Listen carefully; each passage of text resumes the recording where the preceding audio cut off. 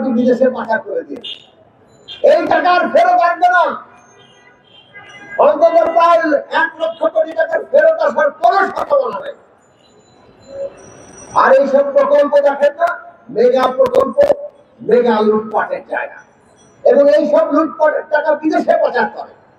আর এই জন্য আমাদের দেশে যে রেমিটেন্স আসার কথা, বৈধ পথে আসলে সেটা রেমিটেন্স হয়, মানে টাকাটা ডলার হিসেবে আসে, সেই আসার প্রতি কমে যায়, কেননা অন্য পথে টাকার লেনদেন চলে।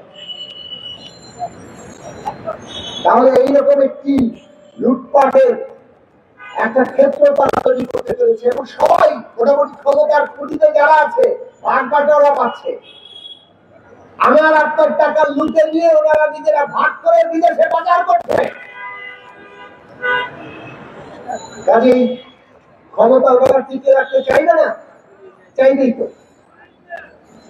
সমস্ত কিছু ব্যবহার করে ভোট কেন্দ্র দখল করবে, তারপরে তারা নির্বাচন দখল করবে এবং এইভাবে ক্ষমতায় কেবল তাই করবে তা না, আপনাদের নিয়ে তামাশাও করবে। গতকাল সংবাদ মাধ্যমে দেখলাম বাণিজ্য প্রতিমন্ত্রী হয়েছেন নতুন, তিনি বললেন জিনিসপত্রের দাম কিছুটা বেড়েছে, তবে মানুষের আয় নাকি বেড়েছে। আপনাদের আয় বেড়েছে? বাংলাদেশের মানুষের আয় যত বাড়ে ব্যয় তার চাইতে বহুগুণ বাড়ে। ওই ব্যয়কে আর ধরা যায় না। দিনান সারাদিন পরিশ্রম করলে, প্রাণান্ত করলেও ওই ব্যয়কে আর ধরা যায় না। এইটা তারা চালাবে, এটা চালানোর জন্য ক্ষমতা দখল করে রাখা। আজকে সে কারণে আমরা বলি আন্দোলন গড়ে তুলতে হবে, মানুষকে রাজপথে নামতে হবে, জনগণকে ঐক্যবদ্ধভাবে সামনে আসতে হবে। এইটা ছাড়া এই সরকারকে নামানোর আর কোন রাস্তা নেই। বিদেশিরা সুবিধাই দেখবে, বিদেশিদের দিকে তাকাবেন না। আমরা আগেও বলেছি বাংলাদেশের ভবিষ্যৎ আমাদেরকে ঠিক করতে হবে। এই সরকার বাংলাদেশের ভবিষ্যৎ বিদেশে নষ্ট করতে ধ্বংস করছে, ওইটা নিয়ে আমরা কথা বলেছি। তারা নিজের গতি রক্ষার জন্য এমন এমন নীতি নেয়, যার ফলে আজকে আন্তর্জাতিক বাণিজ্যে এবং কূটনীতিতে বাংলাদেশ ঝুঁকির মধ্যে পড়ছে।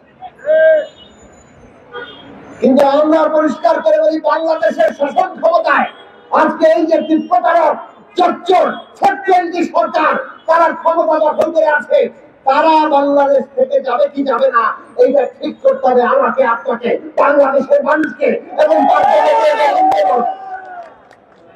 আমাদেরকে সেই আন্দোলন গড়ে তুলতে হবে। আমরা সেই আন্দোলন গড়ে তোলার জন্য কাজ করছি। এই লড়াই সংগ্রাম আজকে আমাদের ওই বড় আন্দোলনটা গড়ে তোলার অংশ।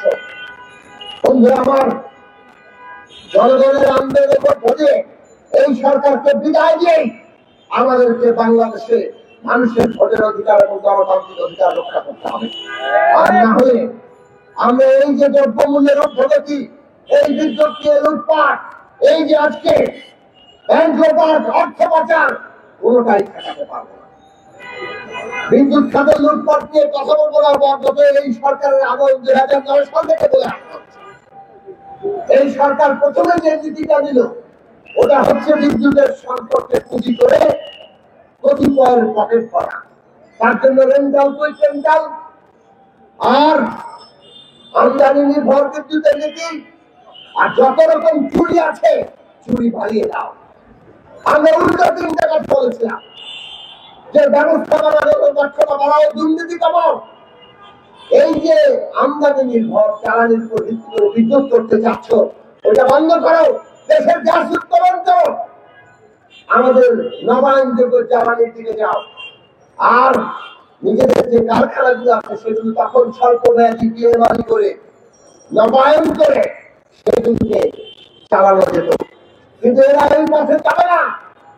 এরা যে পথে যাবে তাতে পয়সা আছে, লুট করার সুযোগ আছে, আর সে কারণে সমস্ত মানুষের ঘরে চাপ দিতে আজকে তারা মাস থেকে কেবল বিদ্যুতের দাম বাড়ানোর ঘোষণা দিচ্ছে তা নয়, তারা এখন বলছে মাসে মাসে আন্তর্জাতিক বাজারের সাথে সমন্বয় করবে, মানে বাড়তেই থাকবে। মেনে নেবেন?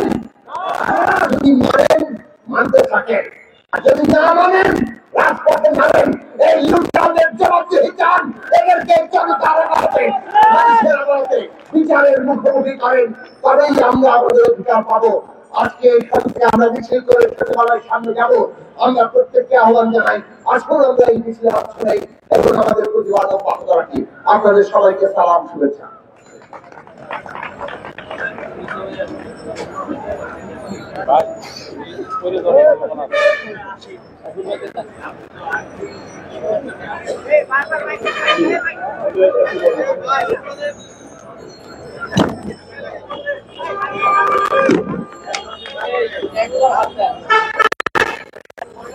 এবার আপনাদের সামনে বক্তব্য রাখছেন বিপ্লবী মহারাজ পার্টির সংগ্রামী সাধারণ সম্পাদক গণতন্ত্র মঞ্চের নেতা সাইফুল হক, জনতা সাইফুল হক আপনাদের সামনে বক্তব্য রাখছেন।